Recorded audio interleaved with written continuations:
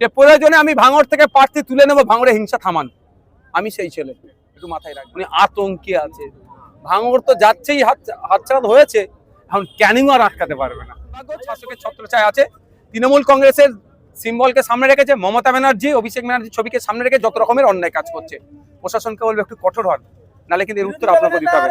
ইউসুফ পাঠানটাকে, মেনকা গুরুস্বামীটাকে অসম থেকে রাজ্যসভায় গিয়েছিলেন, আরেকজন সাংবাদিক আছে রাজ্যসভায় গিয়েছিলেন। ক্রিমিনালকে দায়িত্ব দিলে হবে এরকম? এর আগে কি ভাঙড়ে তৃণমূল ছিল না? আমার ভাঙড়ে যে তৃণমূলের নেতা তারাই তো ছিল, শুধু দায়িত্বর বন্টনটা অন্যজনের হাতে চলে গেছে। ভাঙড়ে কি এর আগে তৃণমূলের সাথে আইএসএফ এর মত পার্থক্য হয়নি, মতনৈক্য হয়নি? কাউকে খুন হতে দেখেছেন? সে ভাঙড়ের আইএসএফ এর লোক হোক, সাধারণ মানুষ হোক, আর তৃণমূল হোক, বোমের আঘাতে ক্ষতিগ্রস্ত হতে দেখেছেন? ভাঙড়ের বদনাম হচ্ছে, কোথা থেকে বাইরে থেকে বোম বাঁধা লোক নিয়ে এসে বোম বাঁধছে, ভাঙড়ের বদনাম হচ্ছে। গতকালকেই মনে হয় দেখলাম 85টার ওপরে নাকি বোম উদ্ধার হয়েছে। কার বদনাম হচ্ছে? ভাঙড়বাসীর বদনাম হচ্ছে। তো এই যে নোংরামি করছে, এর জবাব ভাঙড়ের মানুষকে ঐক্যবদ্ধ হয়ে দিতে হবে। আমি তো বারবার বলছি এনআইএ ইনভেস্টিগেশন করুক, দুধকে দুধ পানিকে পানি করে দিক না। আইএসএফ এর কোনো ছেলে যদি বোম বাঁধা কাজে যুক্ত থাকে, তাকে তুলে নিয়ে গিয়ে জেলের মধ্যে রেখে দিক, জেলের মধ্যে পচিয়ে মারুক, আমি তো বলছি। কিন্তু প্রশ্ন আমার এখানে একটাই, চালতাবেড়িয়ার তাজা নেতা তৃণমূলের, ভাঙড়ের যিনি প্রার্থী হচ্ছে তৃণমূলের, তার স্নেহধন্য ছত্রছায় থাকা ওহিদুল ইসলাম সাহেব কোথায়? এই ওহিদুল ইসলাম না, তৃণমূলের ওহিদুল ইসলাম সাহেব কোন হসপিটালে আছে দেখুন, চোট খেয়ে। ওই দিনকে যে বোম বানছিল আইএসএফ কে মারার জন্য, সাধারণ মানুষকে সৃষ্টিকর্তা ঠিক জায়গায় মেরে দিয়েছে। তিনি কোথায় এখন? প্রকাশ্যে আসছে না কেন? কোথায় তিনি? না, এখনো পর্যন্ত মনে হয় চার্জ টেক আপ করেনি। এসেছে, ইনভেস্টিগেশন করেছে, আমি শুনেছি। আমি তো চাইছি নিরপেক্ষ তদন্ত। আর এই হচ্ছে নওশাদ সিদ্দিকী বলেছে সেন্ট্রাল ফোর্স, স্টেট ফোর্স লাগিয়ে চিরুনি তল্লাশি হোক ভাঙড়ে, চিরুনি তল্লাশি হোক, যা বোম গুলি পিস্তল আছে উদ্ধার হোক। যদি আইএসএফ এর ছেলের কাছেও থাকে সেটাও উদ্ধার করুক, কারণ ভাঙড়ের মানুষ অশান্তির আগুনে না জ্বলে, এটা আমি চাইবো।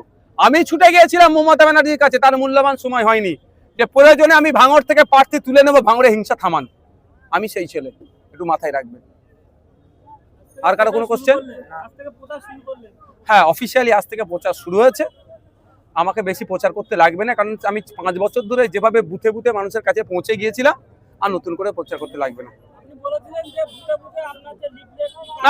আমি বক্তব্য বলে দিলাম তো, বক্তব্য বললাম তো, বক্তব্য বলেছি, ওখানে কাটিং করে নেবে।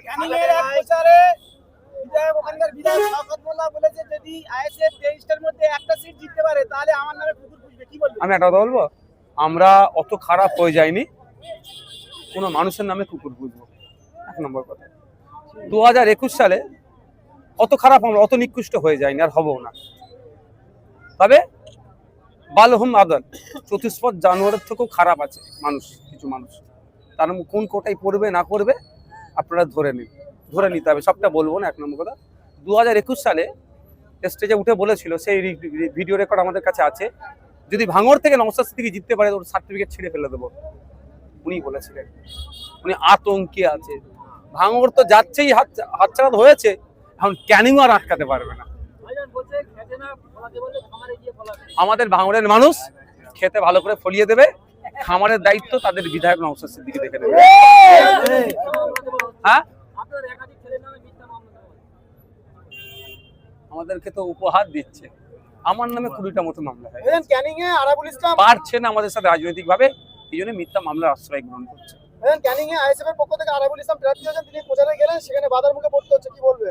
কেন বাধার মুখে পড়তে হচ্ছে? কেন, এটা তো বুঝতে হবে। শাসক ভয় পাচ্ছে বলে বাধা দিচ্ছে, আতঙ্কে আছে বলে বাধা পড়ছে। তো বাধা দিয়ে কতদিন হবে?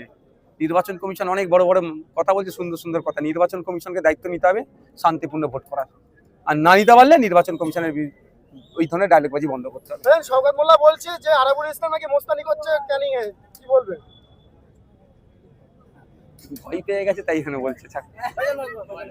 কাটাতলায় তৃণমূল নেতা রাজ্জাকের উদ্যোগে মানে ইয়ে করছে, কাটাতলায় তৃণমূল নেতা রাজ্জাক খান ওয়েটল্যান্ডের জায়গা বুঝিয়ে পাঁচিল দিচ্ছে, কি বলবেন? দেখুন, ব্যাপারটা হচ্ছে, প্রথম কথা বলি, যারা ওয়েটল্যান্ডের জায়গাকে বুঝাচ্ছে তারা দেশদ্রোহী। দেশ, আমার দেশ ইরানের রামসার সাইটে 1971 সালে গিয়ে প্রমিস করেছে রামসার সাইটের অন্তর্ভুক্ত, সেখানে একটা ইট পর্যন্ত গাঁথবো না।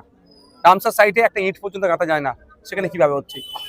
ব্যবতা টু বামনঘাটা, ওখানকার মানুষের সাথে কথা হয়েছে, কাগজ রেডি হচ্ছে, আমি মামলা করবো এবং বলেছি ওদেরকে আমি বিধায়ক হওয়ার ভোট চাওয়ার জন্য বলছি না, কাগজ সব রেডি করছে, মামলা করব।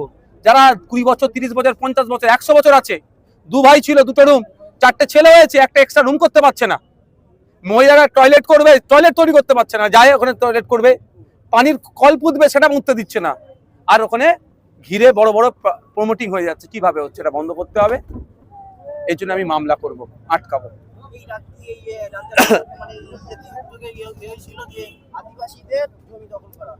অনেক অভিযোগ আছে এদের উপরে, আদিবাসী, দলিত, মুসলমান, এরা কাউকে ছাড়ছে না, ওয়েটল্যান্ড পর্যন্ত এরা ছাড়ছে না। কিন্তু দুর্ভাগ্য, শাসকের ছত্রছায়া আছে, তৃণমূল কংগ্রেসের সিম্বলকে সামনে রেখেছে, মমতা ব্যানার্জি, অভিষেক ব্যানার্জির ছবিকে সামনে রেখে যত রকমের অন্যায় কাজ করছে। প্রশাসনকে বলবে একটু কঠোর হন, নাহলে কিন্তু এর উত্তর আপনাকে দিতে হবে। এপিক নাম্বার মারার পরে সেখানে দেখা যাচ্ছে ডিলেটেড, কিন্তু অভিষেক বন্দ্যোপাধ্যায়ের এপিক নাম্বার মারার পরে দেখা যাচ্ছে অ্যাডজুডিকেশন। কি বলবেন? এখন গত রাত্রিরে মনে হয় পশ্চিমবাংলার একাধিক মানুষের ওই আন্ডার অ্যাডজুডিকেশন হয়েছিল, আবার কেউ পোস্ট মানে এগুলো করছিল নাকি এটা টেকনিক্যাল এররের জন্য। আজ থেকে মনে হয় ওই কথাটা নেই। এবার কথা হচ্ছে, একটা কথা আমি বলবো, বিরোধী দলনেতা শুভেন্দু অধিকারী হতে পারে বা অভিষেক ব্যানার্জি হতে পারে, ব্যক্তিগত লড়াই আমার কারোর সাথে নাই, রাজনৈতিক লড়াই রাজনৈতিকভাবে এদের বিরুদ্ধে আমি লড়ি। কিন্তু এতটুকুই, আর্টিকেল 326 ভারতবর্ষের সংবিধান ভারতীয় নাগরিক 18 বছরের ঊর্ধ্বে ভোটদানের স্বাধীনতা দিচ্ছে, কোনো রকমভাবে ওই স্বাধীনতা কেউ কেড়ে নিতে পারবে না। তা কেড়ে নেওয়ার চেষ্টা হচ্ছে, আমরা আইনি লড়াই করছি, কলকাতা হাইকোর্ট থেকে দিল্লি সুপ্রিম কোর্ট পর্যন্ত। লাস্ট কোশ্চেন, বাচ্চাটাকে সরিয়ে নাও না ক্যামেরার সামনে। বিরোধীরা বলছে যে আইএসএফ এর নিজস্ব কোনো ক্যান্ডিডেট না থাকার ফলে হরিপাল, এদিকে দেগঙ্গা এবং ক্যানিং পূর্বে তৃণমূল থেকে আসা হচ্ছে নেতাদের তাদের হচ্ছে ক্যান্ডিডেট করছে। কি বলবেন?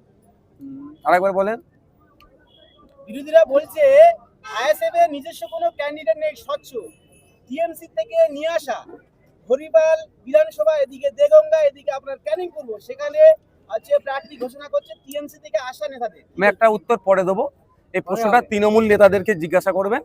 শত্রুঘ্ন সিনহাকে, কীর্তি আজাদটাকে, ইউসুফ পাঠানটাকে, মেনকা গুরুস্বামীটাকে, অসম থেকে রাজ্যসভায় গিয়েছিলেন, আরেকজন সাংবাদিক আছে রাজ্যসভায় গিয়েছিলেন, এরা কারা? আবার জিজ্ঞাসা করুন, উত্তর দিতে বলবেন, তারপর আমি উত্তর দেবো। Thank you.